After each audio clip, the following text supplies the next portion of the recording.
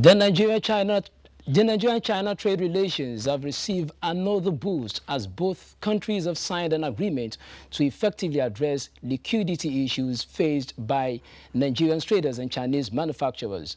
This is what Panorama from the Lagos Network Center will be examining today. I am Michael Olaleye. Details in a moment. Please stay with us.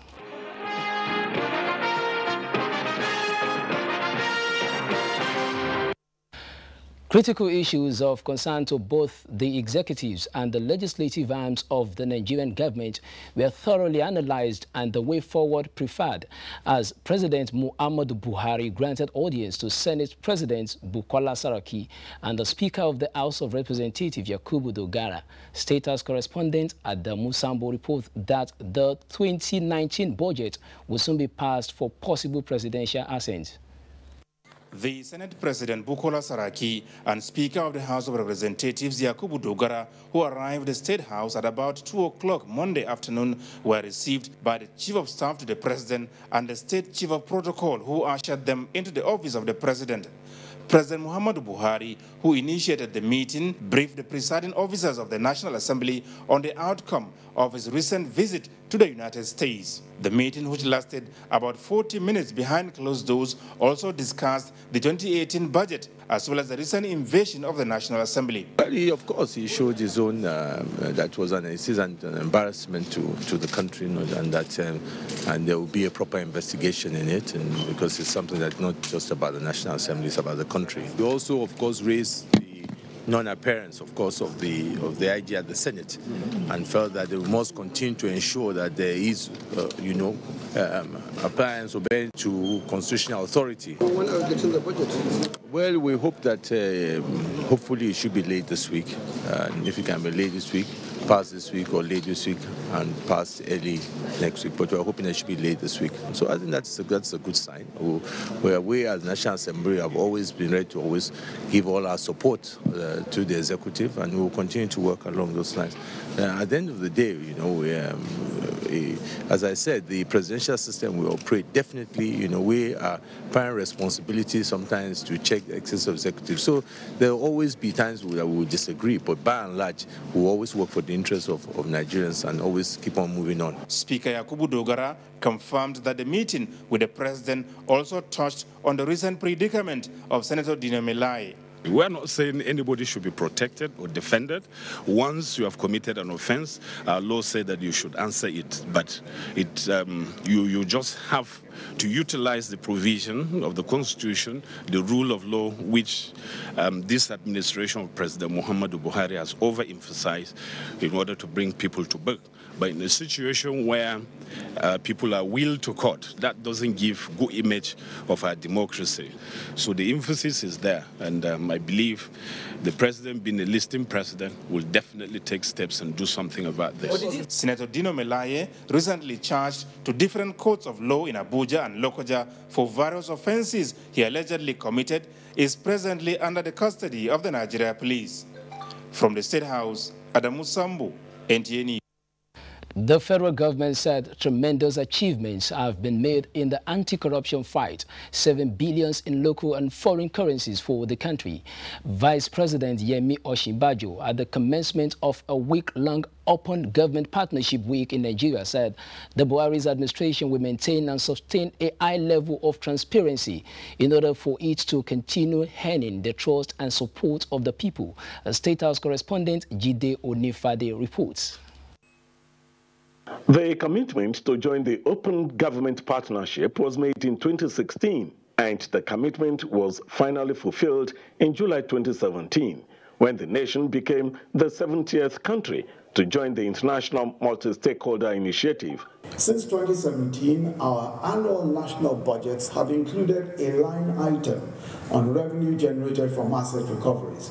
All funds forfeited to the federal government are being included in our yearly budget proposals for appropriation by the National Assembly. We've also committed to investing these recovered funds on infrastructure projects and our National Social Investment Program. In addition, we've submitted a bill to the National Assembly for the purpose of enacting a more comprehensive legislation on proceeds of crime.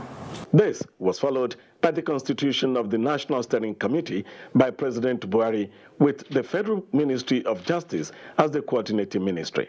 The Open Government Partnership is a global platform of domestic reformers committed to making their government more open, accountable, and responsive to citizens. Nigeria has since developed its first National Action Plan of 14 commitments with focus on 4 thematic areas of fiscal transparency, anti-corruption, access to information, and citizens' engagement. Efforts of Nigeria in fighting corruption and deepening good governance have been recognized and applauded globally. Nigeria's progress has been very commendable. The first OGP self-assessment report indicates that reforms in Nigeria's first National Action Plan are on track. Citizens' engagement in the federal budget process has been strengthened by timely release of budget information and the various consultations with the civil society organizations that were held. The idea is that every citizen is a leader, not just once every few years at election time, but every day. For all of us know that there is no corruption that does not involve at least 2 parties. Participants were encouraged to develop new ideas for future work, to expand civic engagement and forge new partnerships, as well as come up with policy recommendations that can radically help in further opening up government at all levels in Nigeria. In Abuja, Jide Onifade, NT News. Towards revitalizing the power sector and improving the socio-economic activities of Nigerians, the federal government has completed 131 rural electrification projects across the country.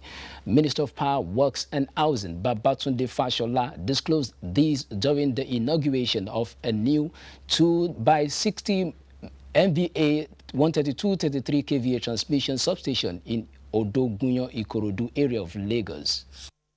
Construction work on the site, according to the minister, began in April 2010, but suffered some challenges such as port clearing delays, security, and funding issues.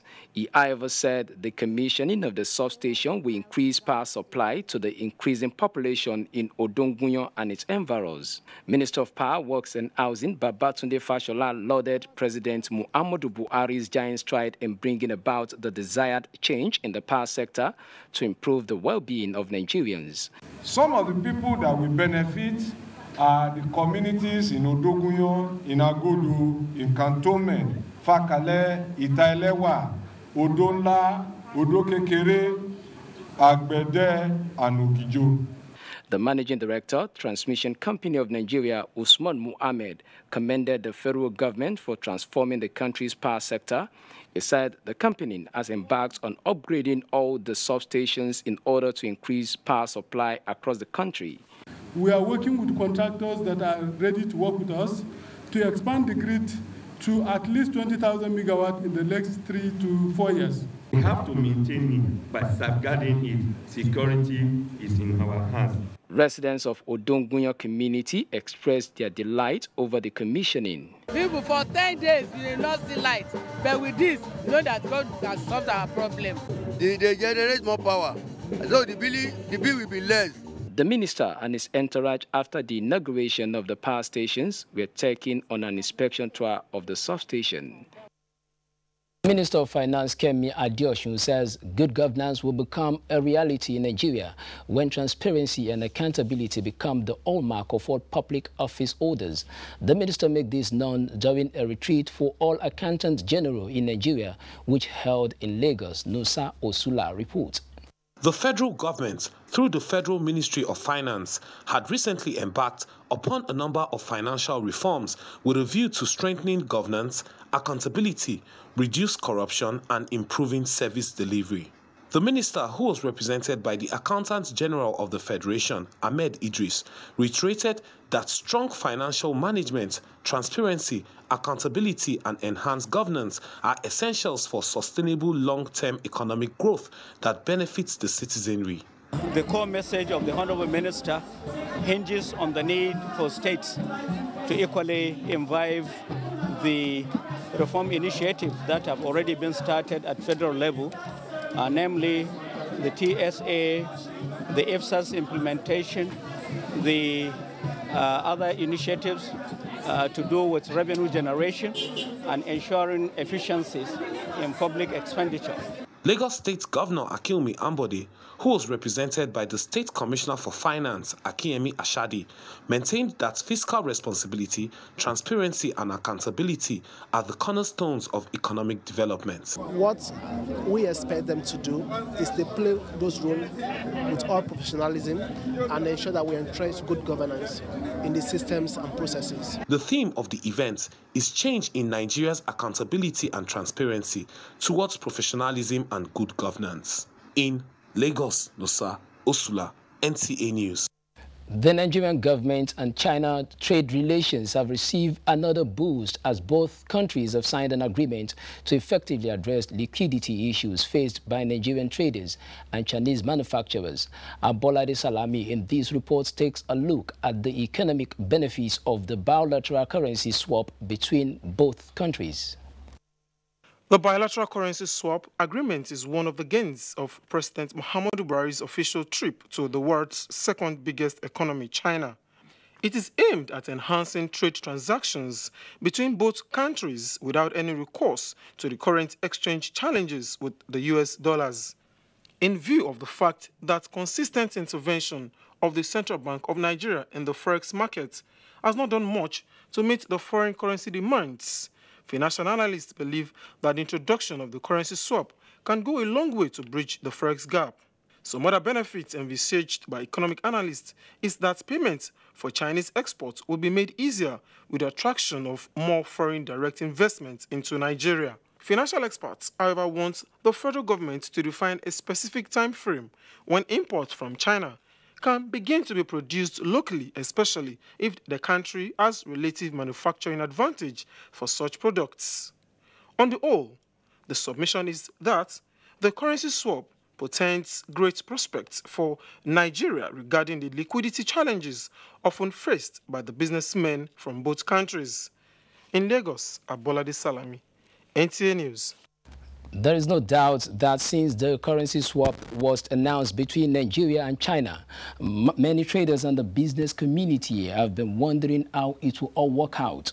With me in the studio to tackle some of the issues is the Director General of the Lagos Chamber of Commerce and Industry, Muda Yusuf.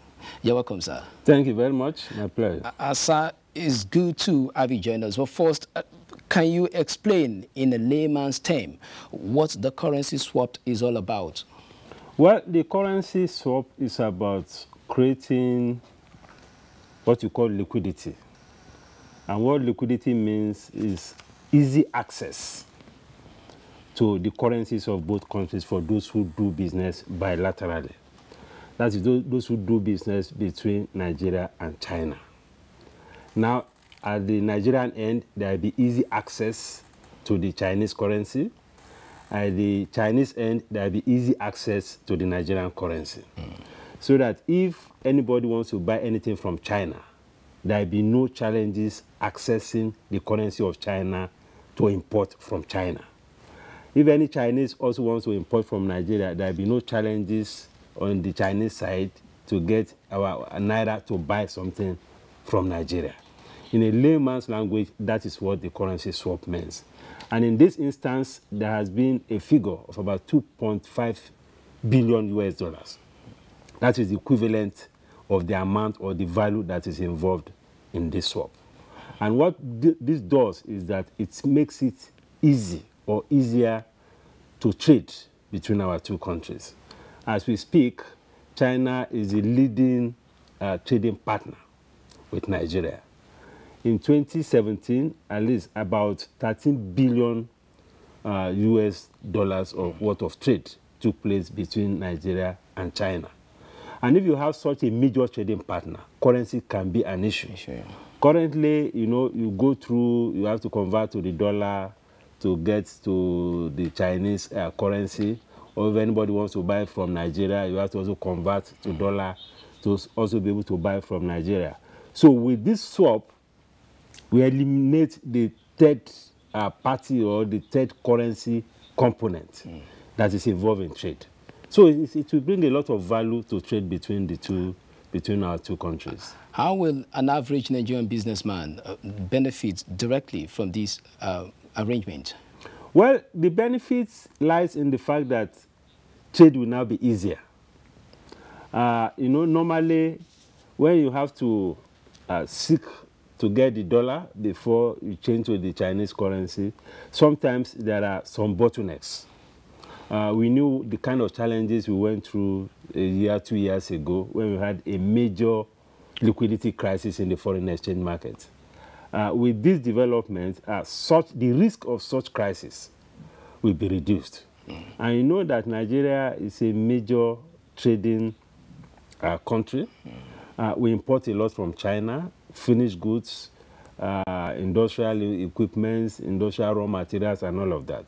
So to that extent, to the extent that it is easier to have this access to these currencies, to the extent that it is easier to now import and export to China, to that extent, it will impact on economic activities and ultimately impact on the welfare of the people. How would this be beneficial to Nigeria generally, knowing fully well that most of our business transactions are being valued in dollars? Well, in this equation now, we're eliminating the dollar component. We'll be dealing now, because when you talk of currency swap, it's like what we call a currency exchange. You have your currency on the other side, and we also have their currency on this side. And the moment you eliminate the dollar component of the transaction, generally it makes it easier. I mean, we are still heavily import dependent. We still import a lot. As we speak, just as I said, China is our biggest trading partner. We import a lot, although we import more than we export to China. That is also a challenge. And there's also the argument that for this to be sustainable, we need to also get our foreign exchange policy right. Because a major risk to currency swap is the exchange rate stability and the credibility and sustainability of the rate. Because as we speak, we still have multiplicity of rates. We have the official rate interbank of about 306. We have the parallel market, the I&E window of about 360, 362, 363.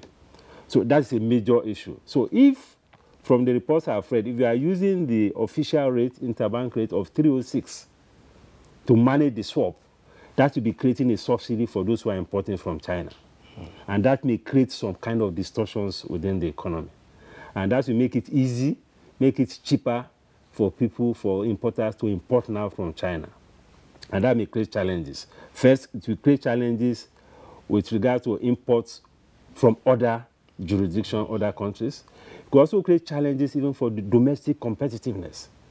Because if it is now seen as a kind of subsidized exchange rate, because as we speak, there is hardly any business that gets the foreign exchange at 306. So if that is what is applied to the currency swap, it will certainly create some challenges. So we need to get the exchange rate right.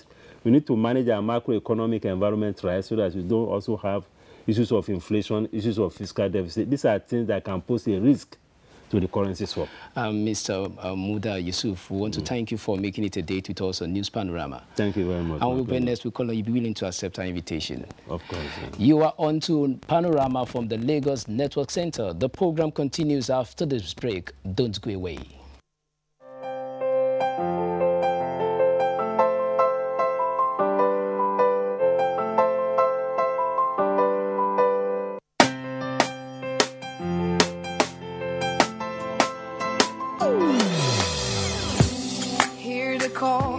Call of change, stand up, Nigeria. Change is here and it's going to stay. Change begins with you. Oh yeah, make we go. So let the change begin from within. Look at you, oh Geruola. Change begins with you and me. Change begins with me. Change begins with me.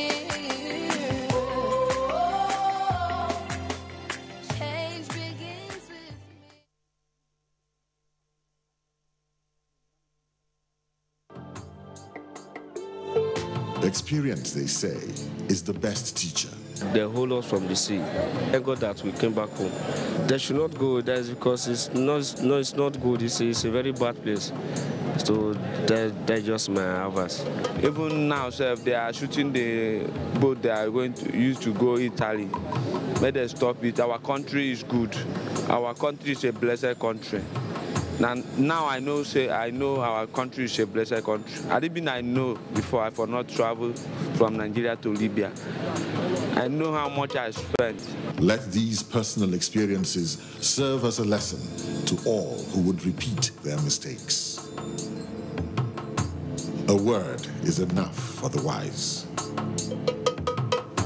This is a public service announcement brought to you by NT.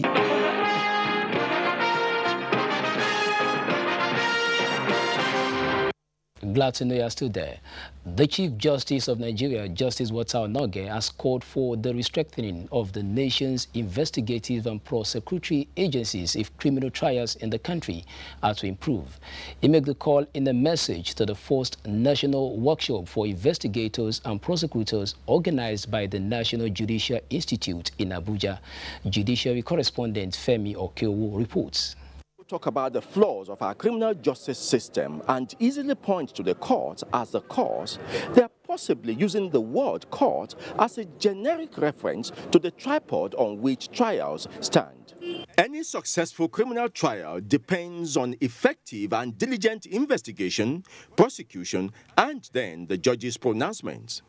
It is in view of the importance of this collaboration that the Chief Justice of Nigeria, in his message, called for proper attention to be paid to the first two legs, instead of expecting the judge to be the all-in-all in a process. I must emphasize that in all criminal trials, the prosecution must prove its case beyond reasonable doubt, as the court is not Father Christmas that will give what you did not ask of.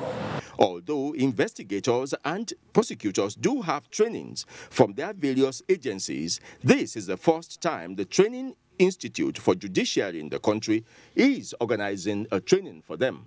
In spite of daunting challenges, such as inadequate manpower and insufficient funding, you must ensure that the quality of the criminal justice system is not compromised. The participants were sourced from the various ministries of justice, ICPC, EFCC, and the police. In Abuja, Femi Okeowo, NTA News. There was a mad drama at a Lagos High Court sitting at Igboshere when the suspected kidnap kingpin, Chukwudememe Onwamadike, popularly known as Evans, refused to come down from a Black Maria that brought him to court. Evans has raised his handcuffed hands while in the dock, indicating he has something to say. Vera Chinwoba has more. The kidnapper, Chukwudememe Onwamadike, had been facing various criminal charges at different courts in Lagos. The Lagos state government had brought a fresh 5-count charge bordering on conspiracy, kidnapping, and attempted murder against Evans and 3 others. Evans is charged alongside Joseph Emeka, Ugochukwu Nwachukwu, and Victor Aduba. Evans today told Justice Adebayo Akitoye that he was not being treated well and was not allowed to receive visitors. Contrary to his complaint, the prison warder from Krukri Maximum Prison informed the court that Evans is taken care of just like other inmates and that since he complained about his health, he has been seeing a doctor. But Evans, however, interrupted the warder and said it was a nurse that once came to check on him. In her response to the alleged maltreatment of the defendants, the Lagos State Director of Public Prosecution, Titilayo Shitabe, said that Evans was just making it up as he's being treated well and that a doctor has been attending to him. The DPP told the court that Evans had said the same thing before an Ikeja High Court, resulting in the prison authority refuting the allegation. After the court rose for a short break, Evans broke down in tears, claiming he was being maltreated and needed to face his trial alive. Counsel to Evans, Ogungbeje, however, shouted at the warder who was trying to console Evans. When the case was first called, Evans refused to come down from the Black Maria that brought him to court until the court ordered the prison warder to go and bring him into the courtroom. In Lagos, Vera Chumuba, NTA News. And that's wrap up Panorama from the Lagos Network Center. Many thanks for watching. I am Michael Olaleye. Good afternoon.